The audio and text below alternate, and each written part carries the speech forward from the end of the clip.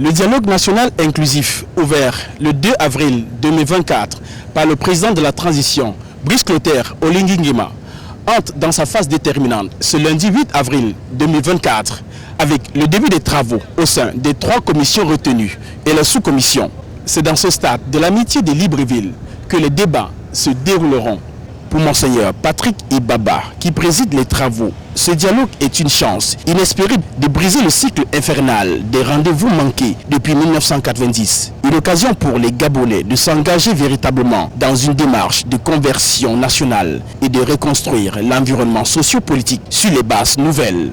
Dans les rues de la capitale gabonaise et comme dans les autres villes du pays, les populations se disent confiantes et espèrent que les résolutions issues du dialogue national puissent véritablement aider le Gabon à retrouver ses lettres de noblesse et permettre son plein développement. Personnellement, ce que j'attends des assises du dialogue national, c'est que les conditions de vie des Gabonais soient rendues à l'heure fixe, soient améliorées, mais plus encore, que la dignité de la nation gabonaise lui soit rendue.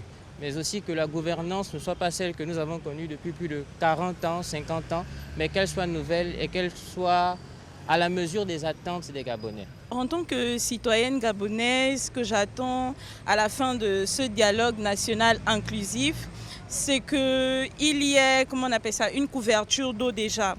Couverture d'eau, d'électricité, qu'il y ait plus d'emplois pour les jeunes. Nous attendons effectivement des changements.